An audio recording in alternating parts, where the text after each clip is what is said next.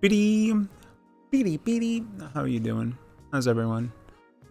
Actually, do I need to switch to the screen? Well, the monitor is nowhere near in front of me, so even if I had the screen in front of me, it wouldn't matter. So I wanted to talk about the console wars. Now, there's a bigger reason why. All right, social paradigms, da da da. That's literally my self-proclaimed expertise, which is understanding people, or at least attempting to. You know what I mean? Like, not everybody tries to attempt to understand people, which I think is hilarious. So this shirt, I'd rather not show the bottom of it because it became this shirt. I don't think you can buy these shirts anymore. I don't even know if anybody remembers these shirts. These shirts back in the day, they expressed that you were not somebody who played on consoles. Fuck. Should I even fix my hair? I don't really care. But this shirt also created such divisiveness amongst the consumers that was the first time you ever had, what would you call it? Like a form of an amalgamation, or like, I need to just kick back. It started something which a lot of people weren't necessarily privy to. The PC market is like some blackballed stepchild in the consumer industry. Nobody's really allowed to divulge hardware. No one's really allowed to understand what's being sold to you inside of these consoles. And a lot of it has to do with like bureaucracy on behalf of like corporation to corporation, right? As in Nvidia has a stronghold on graphics cards for consoles, AMD, right? There are very few companies that can offer chipsets that can output as much power as a PC unit can, right? There's also the disparage. I don't even know what to call it. This is annoying. I can feel it in my eyes. So the console wars, or at least this shirt, came into controversy over two different things. One was the console wars, most obviously, because that was the first time, like I said, it brought up a discussion inside of the consumer market where people began to question what was being sold to them. Because up until that point, nobody had really asked, like, what's inside this console? Am I getting the best bang for my buck? You know what I mean? Like, am I getting, I don't want to use the right, this is not the time to use an Apple analogy. But, you know, the only analogy I could use from Apple is they buy the best screens on the market, which coincidentally happens to be Samsung. They also, right, and then there's CPUs for cell phones, which I think the best ones on the market are Snapdragons. So there's tier list when it comes down to what hardware is being sold to you. And for a very long time, nobody ever discussed what PlayStation, Xbox, Microsoft, nobody ever knew what these companies were doing inside of their hardware at all. And the only time that became a prevalent issue when it came to YouTubers, reviewers, and the sorts was when it came down to PC gaming. And when it came down to PC gaming, you had the liberty of choosing your hardware tier list. You can upgrade your CPU, you could upgrade your GPU, and RAM has some effect, obviously, but not performance-wise. Like, yeah, you need RAM, yeah, you need a lot of it, but if you don't have the CPU nor the GPU for it, RAM's kind of like, it's a resource booster. It's not necessarily, it just gives you a bigger table for you to put more stuff on. I don't know if that'll mentally jog anybody in the head. So one of the very first times I remember PC gaming coming into controversy was the console wars, because that was the first time PlayStation, Microsoft, and Nintendo had a fire put underneath their ass into attempting to do something different inside of the market sphere. And I'm not saying it was a giant fire in their ass, but it was an annoyance for sure.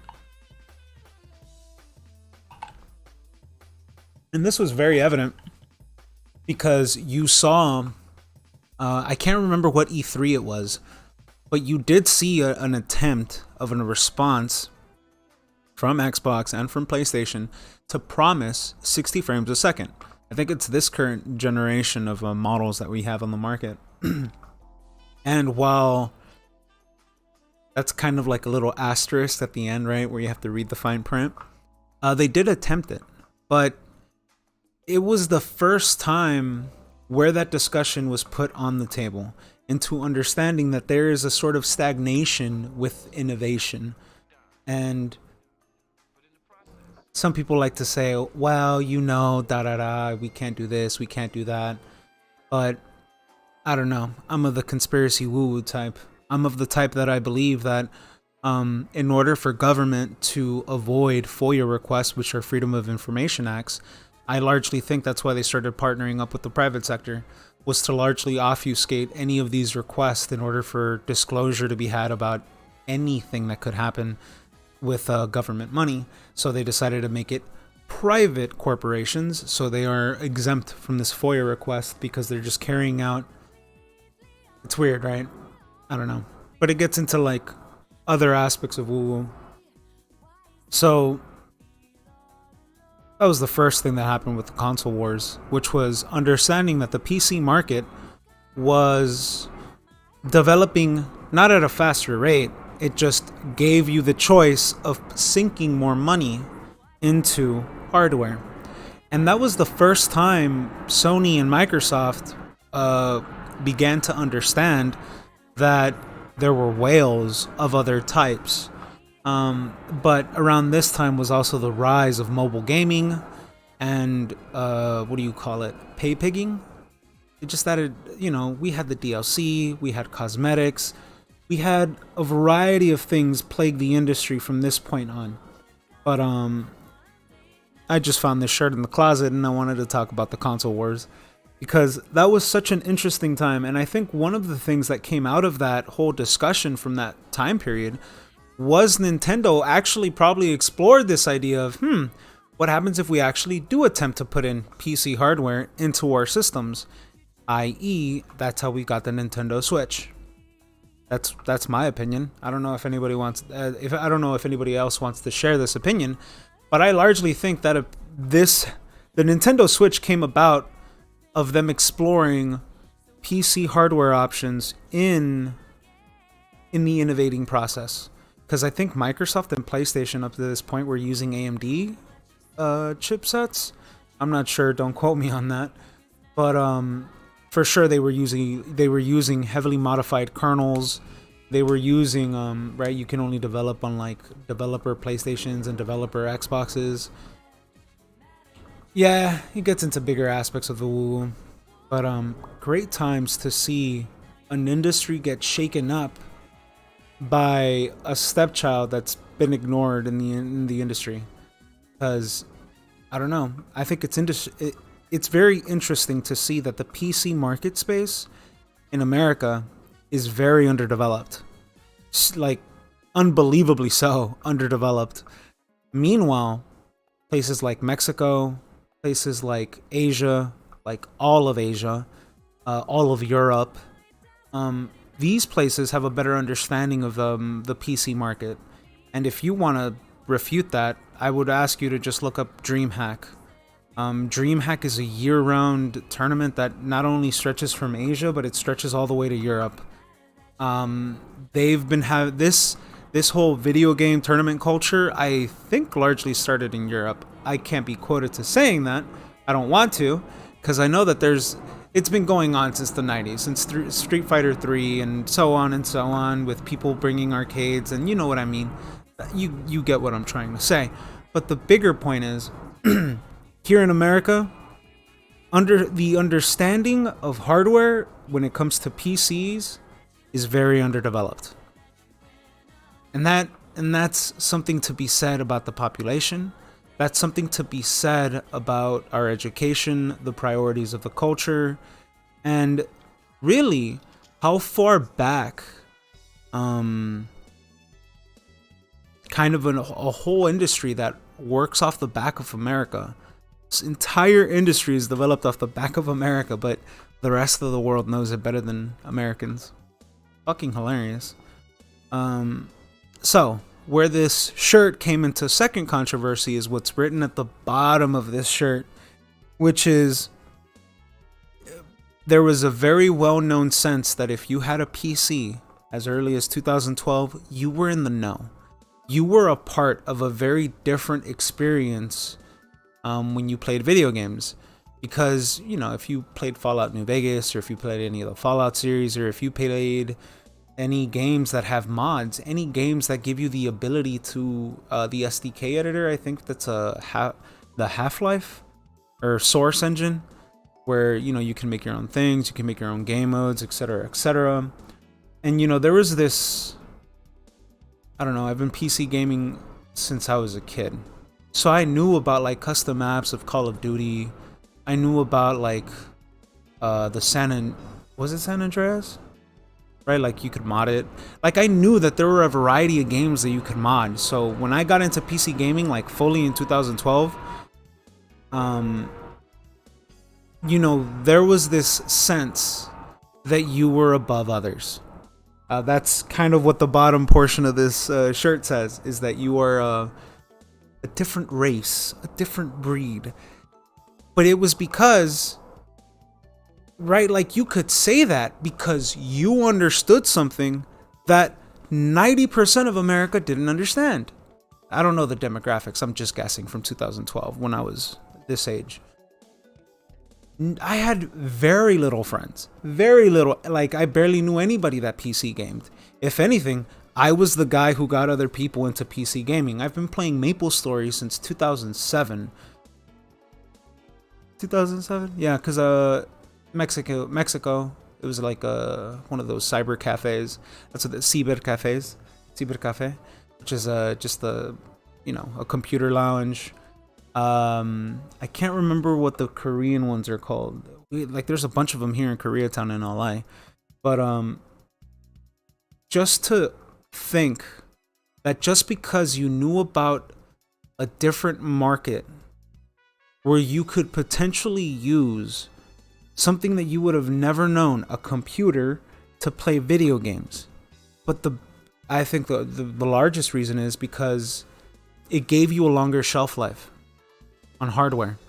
Not only that, it retained value in a far different way than a video game console, than the CDs that you would have to buy, the cases that you would have to go along with it.